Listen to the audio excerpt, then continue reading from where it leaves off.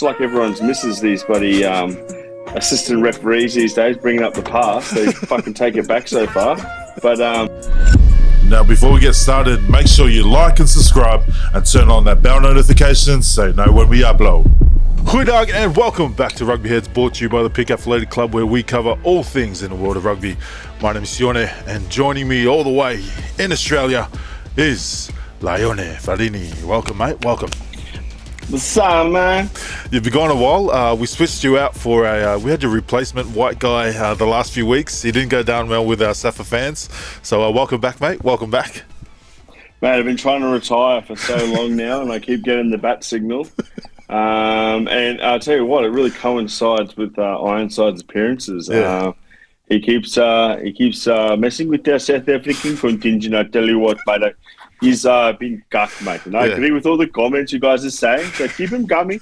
Keep him coming. Get that cuck bastard straight off this fucking podcast, because I tell you what, he's not welcome back. Yeah, mate. You know it's bad when a bunch of Afrikaans are complaining about the white guy.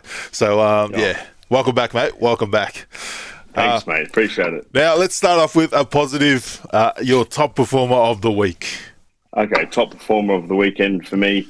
For the Wallabies, well, we can't go past Leniki Tau, but I say that every time. Yeah. But I'm glad to see the big Lacan back. Yep. Thought he brought that physical edge, that sort of skeleton-like toughness. I just loved his directness. He was my favourite from the Wallabies. And then my second favourite was Lonergan. Unfortunately, our favourite halfback got injured, which sucks because he's been playing so well. So we wish a speedy recovery for Big Tatos. But Lonergan, I've always wanted this guy to get a chance, and he's got his chance on the weekend. Had a couple of little mistakes at the start, but after that, boom, beautiful service. Thought he didn't look out of place whatsoever, and super stoked to see him play back and get his first debut against New Zealand in New Zealand Eden Park. And basically, the only reason why New Zealand went on the weekend, this is my favourite player from the other team, is Roigard. Without him, they would have lost easily. Yeah. And I can say that hand on heart. So yeah, Cam Roigard, wow, he is the second best halfback in the world at the moment, behind Dupont, but he's not there yet.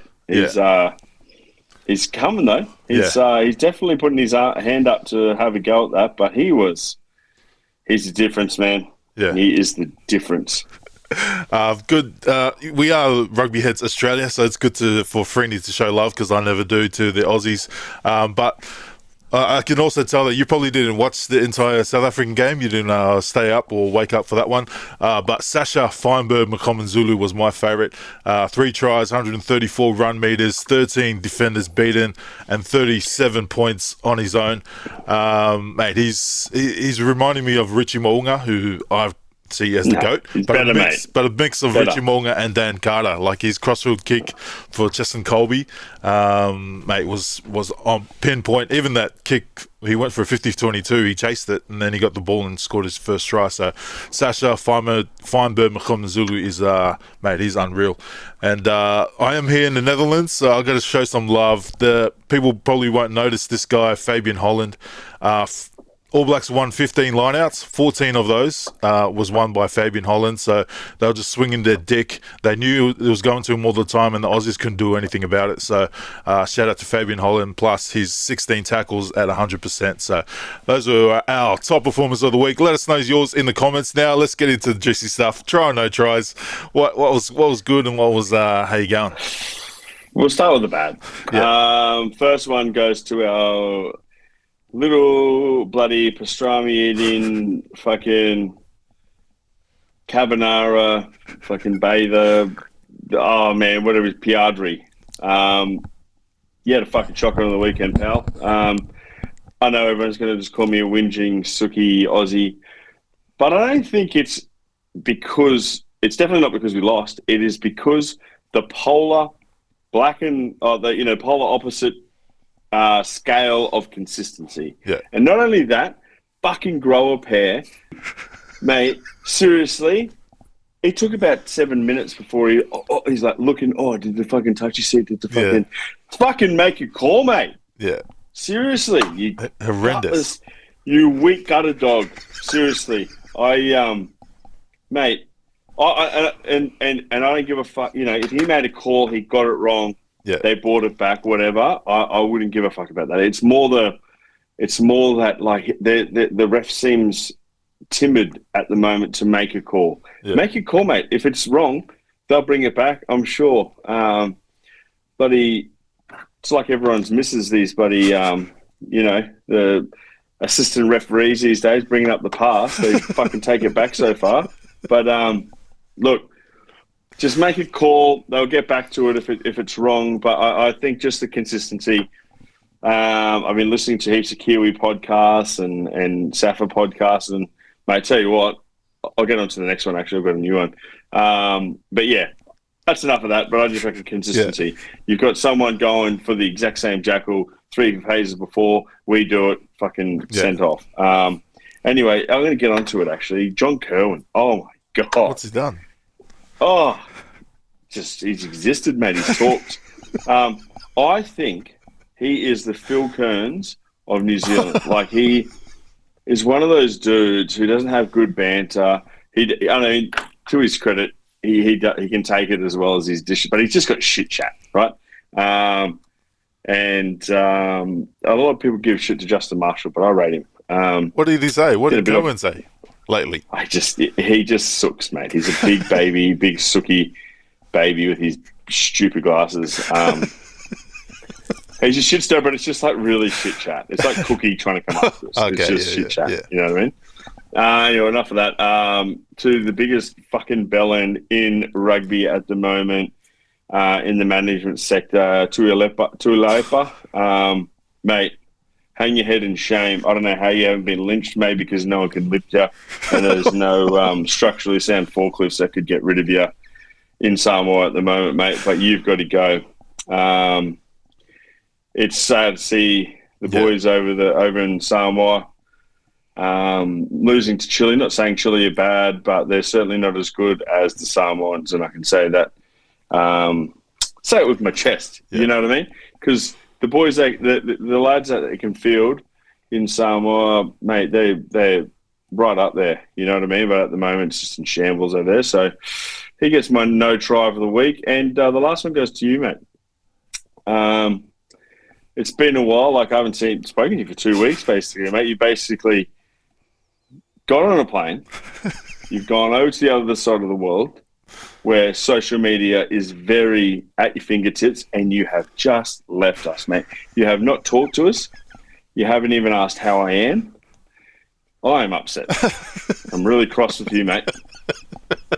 All right? Yeah, sorry, mate. I got a missus, mate. So it's just, I know, I see why you guys don't really, when I was back home and I was sending memes and no one's sort of reacting to it, and you guys got families and things to do, and then now I'm like, oh, I get it now. I only get my free time when I go to the toilet, and then even then, why are you taking so long? Why are you taking so long? Like, yeah. So, sorry, mate, and it's all right, man. You made up for it when you lived with me with all that free time you had. So. Well done. Yeah, but well said. Any more? Yeah, do you want me to go on to my good ones? Yeah. Yeah, we want to finish on the good one. You know what I mean? Well, what I'm starting with my good one is Rugby 360. Oh.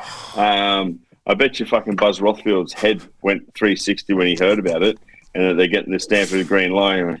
He's going to have a heart attack, the poor fella. Someone check on him now on his fucking Rugby League 360. If he's all right, because I'm telling you what, he might get into cardiac arrest after seeing there's 38 rugby league players that have shown interest as and agents. I could have made that stat up, but I reckon it's around that. Allegedly. Anyway, mate, it's going to ruffle some feathers. It's going to get Union back in the bloody publicity again. Phil Gould's going to cry not to say anything and sit there like a fucking like he always is. But I'm telling you, it's going to ruffle some feathers. There's going to be some NRL players going, and they're going to come over to Union. There's nothing they can fucking do about it. Assalamu alaikum. That's all I'm saying to my Arabian brothers over there. You know what I'm saying? Shukran, bruh. Shukran. Yes. Let's go. Yeah, let's get that some oil of that money, sponsorship money. Yeah, far out. Mate, it's you reckon it's going to take off? Miami, like the London. The only winner is rugby, mate. Rugby union. That's the only winner here, and it's not going to be rugby league. They're going to get these two teams, PNG and fucking Western Reds, and they're going to go to BRL to get the players. Let's go. Oh, shit. Mate, I can't wait. And then my last and not least, good thing of the week, Aroni Clark singing the national anthem in front of his son. Mate, I nearly cried. Yeah. I was like, who's cutting onions in here? This is his bloody special moment, Oos. Just felt like, I was just, Issy, Bruss, come here, bro. Okay. Let's go. And this could be us one day, bro, but I can't sing. Imagine. He sees that you're singing the Fijian anthem. For Fiji, I'm a Fiji. Oh, mate. How good. Yeah. Mate, good. We'll finish on the positive there. My only point was the refs. You already went over it. We don't want to do a double negative. So, mate, let us know your try or no tries in the comments. Now let's get into the juicy stuff. We'll start off with the Eden Park test. All Blacks get away. They escaped from the Wallabies. I'm not calling it from the refs' calls, but your takeaways from the game and your standout players. Well, Roy Gardner was the difference, I thought, between the two teams. But I also thought we just didn't capitalise on the moments that we needed to capitalise on with the momentum we had. I think that's the biggest takeaway from the game. We got. I thought James O'Connor had a pretty good game, but it's just those, the kick. Couple of moments where we missed those couple of easy kicks, making sure of it, and then just that discipline again. I know, at the end of the day, you can't really rely on the ref to. Yeah. That shouldn't determine your game. But yeah, just that first 20 minutes is killing us, man. Yeah. But fuck, we got a bit of dog in us. Mate, we got a bit of dog, man. I love it. Speaking of a bit of dog, the smallest winger on the field, Leroy Carter, who was probably one of my favourites. He put two decent shots on bigger boys from the Wallabies. But for us to only lose, what was it, 8-point difference or something like that? It was a 33-26 or something? Yeah, well, we were far from our best and missing a lot of boys. So, mate, some positives out of it. But next week, or this week coming, any changes you'd make as a coach if you were Smitty? I see Will Skelton's flown over. He was already there before the game on the weekend. Slips last game. Will. I'd say I'd like to see Bobby Valentini on again. Yeah. I reckon Pete Summers should have been in on that game without Valentini there, but that's just my opinion. I wouldn't change too much, really. I'd probably start Lonigan. Yeah. And have Jake Gordon come off the bench. Or if Nick White, Jake Gordon. But besides that, fucking winger. What about fullback? No. What about fullback? Do you think keep Jorgo back there? I don't reckon. I reckon Suoliti, man. Yeah. I know people keep saying he's playing at 13, but I reckon have him at 15. Have him at 15. Jorgo on the wing and Hunter at 12 and Len at 13, or even Dalgunu at 13 and Len at 12. Yeah. Oh wow. I just think that would be. I just thought Dalgunu deserved to start on the weekend. Yeah. I think he's too classy to keep off the field. Yeah. True. What do you reckon? Yeah, I reckon Dalgunu, especially Argentina, when he came on, scored 2 tries in the last 6 minutes. He can sniff a try out anywhere. But that's a good call, actually. I was thinking Ikitau at 13, but Dalgunu, he's proved he can play there at the Reds. He's strong in defense. So, mate, you might be onto something here. So if Ikitau at 12, man, you can't get. He's the linchpin of that back line at the moment. One of the most consistent, highly consistent He's players. the best 12 in the world at the Yeah, moment. he has to be easily. At the moment, I don't think there's anyone better than him. Yeah, no. Yeah. So, man, that's some good calls there. Or if you're listening, let us know your picks in the team probably would have been picked before we upload this podcast. But prediction, do you think we can get it done in Perth? Last time we played in Perth, we dusted them, but they had a red card with Barrett out, sent off. Oh, mate, I don't want to jinx this, but I reckon it's either going to be a real nail biter again or we're going to flog them. Yeah. We didn't it's going to be... I reckon, mate, if we had a one in Eden Park, like, I'm actually kind of a bit happy that they didn't win because, fuck me, man, New Zealand were already after someone's head after losing by a record loss against South Africa. They definitely turn real quick on their own. All right, so we're going Wallabies win. Are we going big win or keep it close? Last time it was a massive win. It was like 20 plus. Yep, I'm going to say it. 13 plus. 13 plus. We'll lock in the Wallabies 13 plus for the first game. Let's go in Perth. Pack it out. I believe it's already sold out. Now, Springboks, Los Pumas in England, just across the ditch here. Mate, what a game on the weekend. It was pretty close at halftime. And then the second half, holy shit. I checked the score at full time after the rugby game here, and I was like, what the hell is going on? Your takeaway and any standouts that stood out for you? Mate, if they fucking play like that ever again, we're all fucked. That was one of the fucking coolest, 10 performances I've ever seen. Yeah. Ever in my life. I know everyone's talking about it, but that's one of the most fucking perfect games I've ever seen. I don't care what anyone says, man. That if he can fucking string those games like that, consistently, he will be GOAT status 100%. In a couple of years, man. Yeah, because I know Carter is the GOAT in my opinion for rugby ever at 10. I think he's the GOAT, the most complete 10 you've ever seen. But I still don't think he has that X factor. I don't think he had that, bro. No. I don't think he's kicking for corners, chasing it, regathering, scoring, fucking spinning tries man. That dummy pass. Just that acceleration, man. It's just that Blitz Spocker bloody sevens, mate. They were just man. That was impressive. Yeah.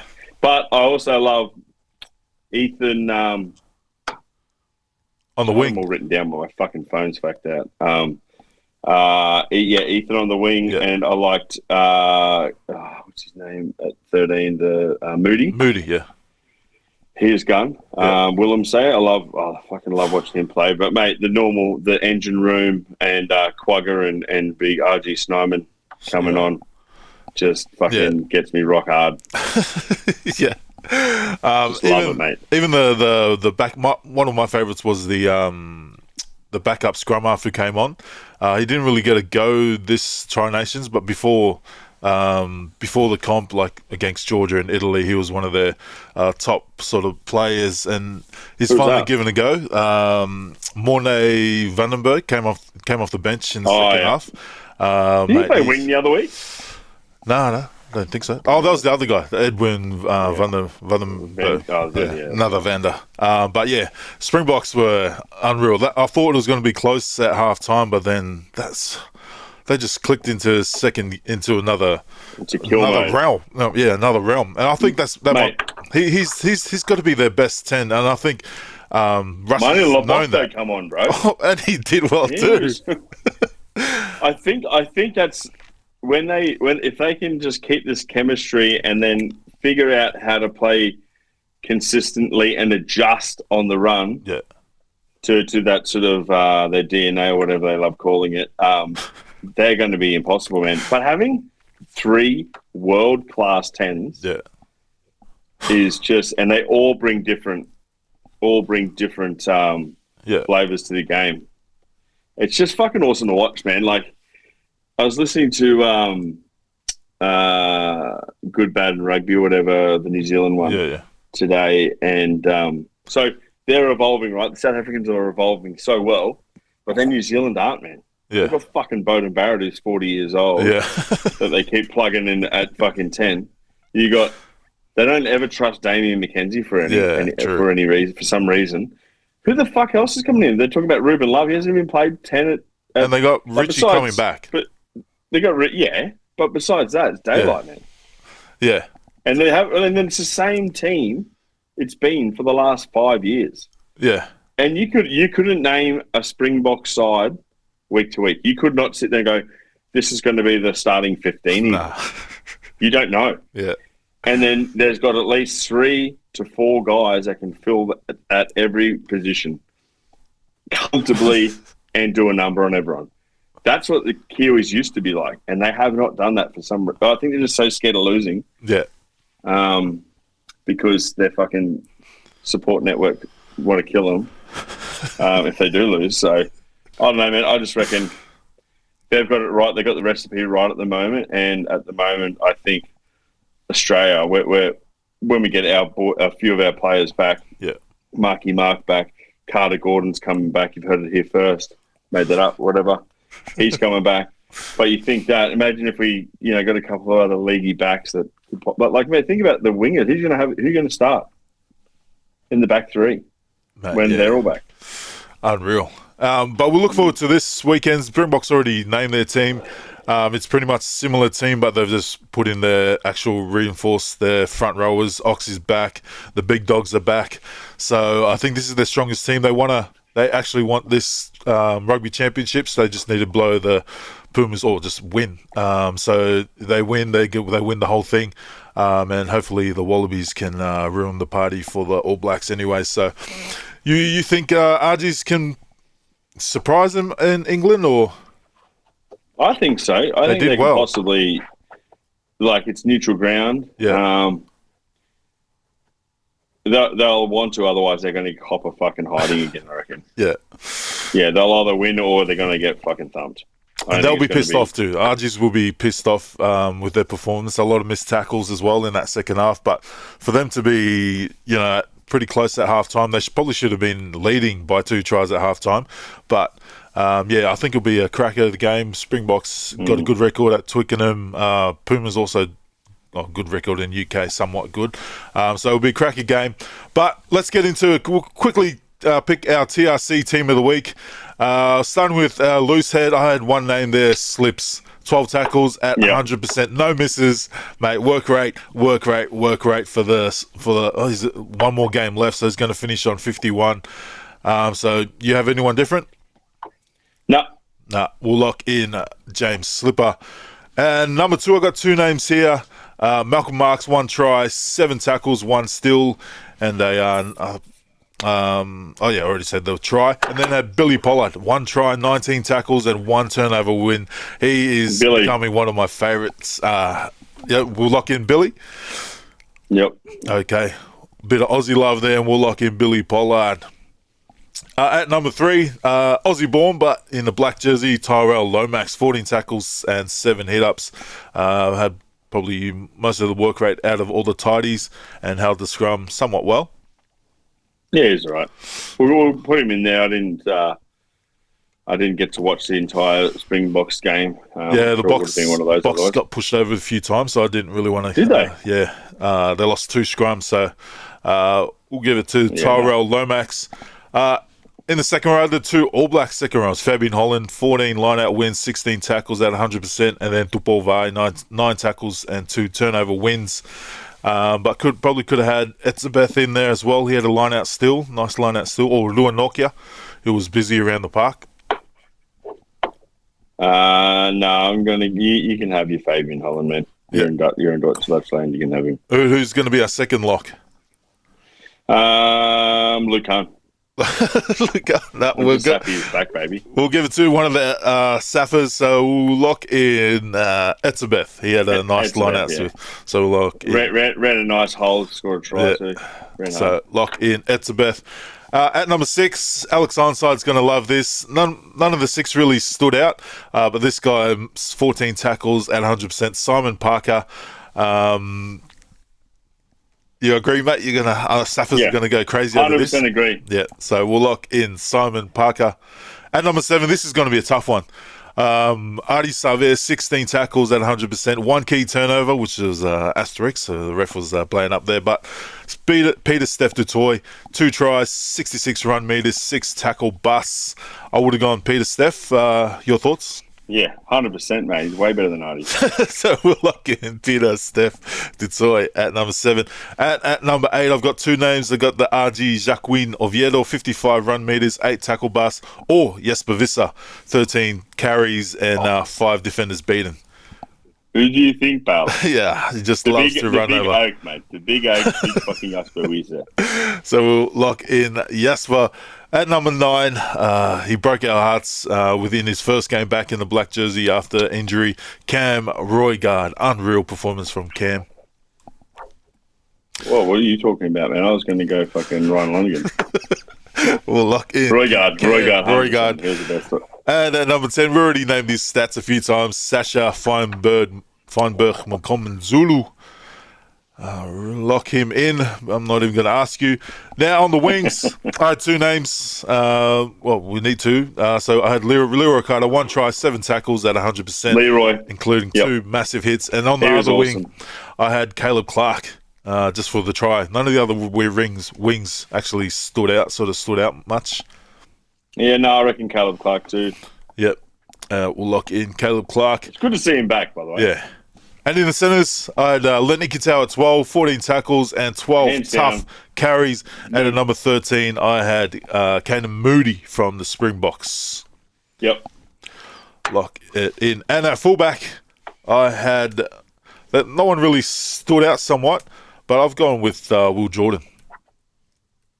Yeah, but he's playing on the wing, wasn't he? Was he? Okay, well, no one's really stood out for me. Who stood out? We were going to give fullback. I think so. I could have made that up actually. But he didn't really do much. No one really did much.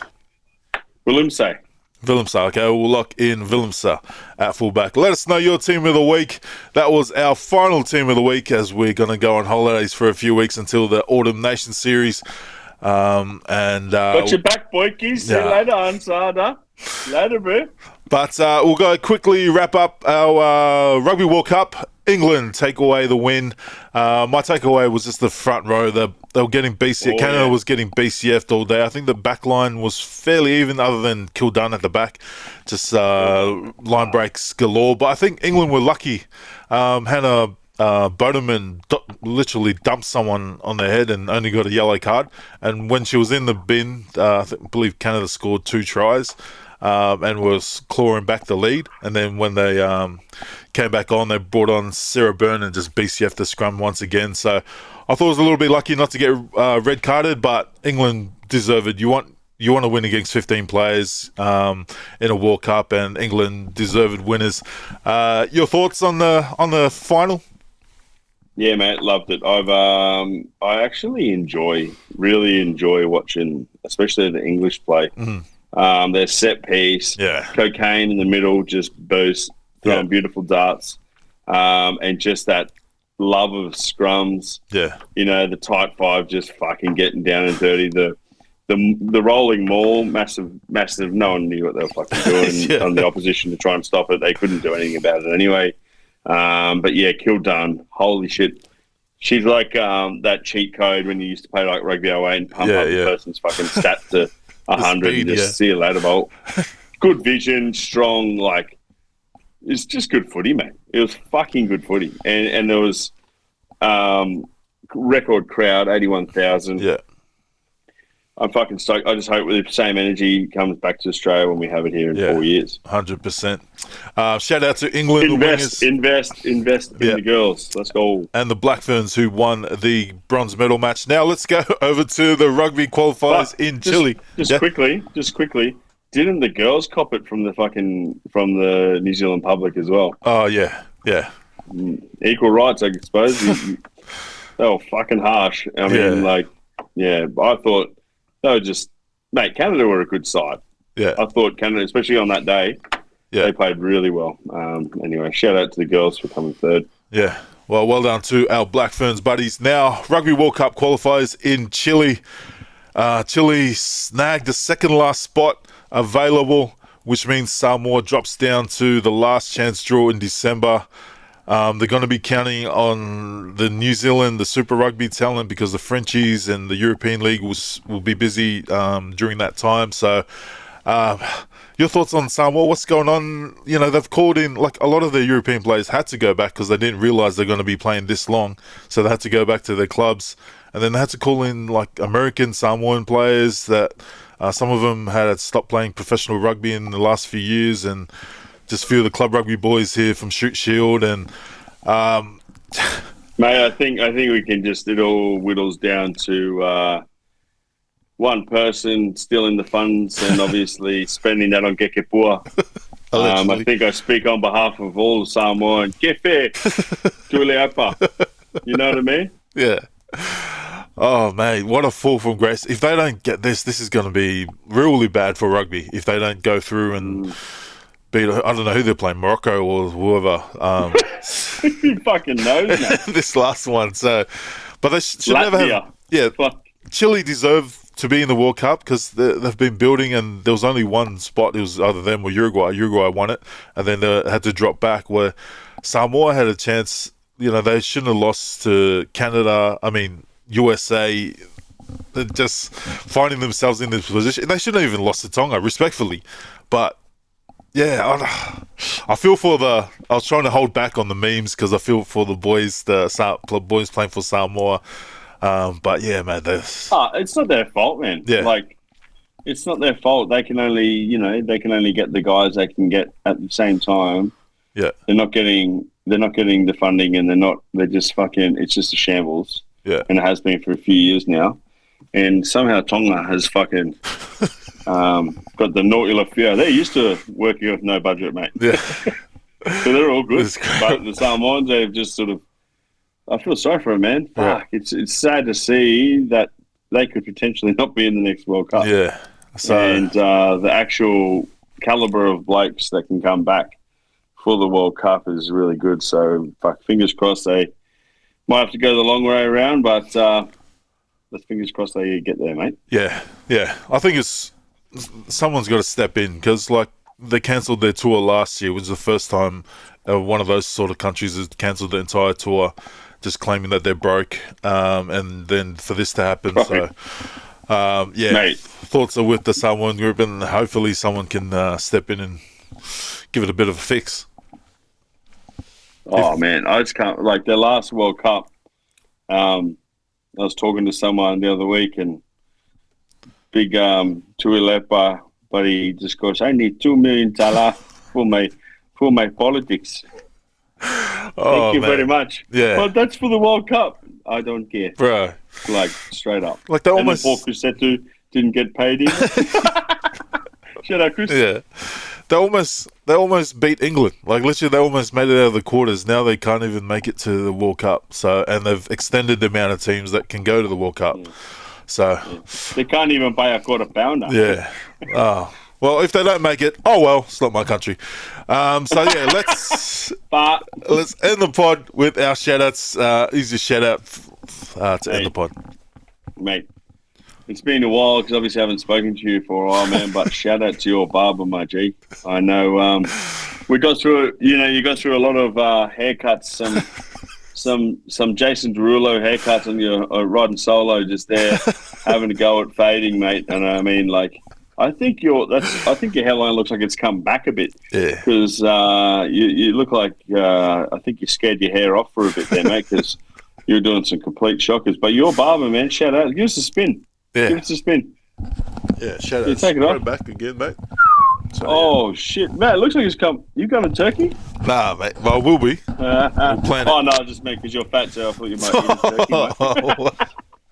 But yeah, shout out to my barber, Man Cave Dalsinga, for hooking it up and not taking my money. Man Cave, isn't that your cousin's? Huh? Barbershop? Bowler? Nah, mate. But yeah. Thanks for tuning in, guys. That was Rugby Heads Australia for the TRC series. We'll be back with a bit of a Northern Hemisphere flavour as well in the Autumn Nation series. Like and subscribe, and we'll see you next time. Thanks, mate. Thank you, mate. Lovely to speak to you, mate. Okay, thank you, Tony. See you, Tony.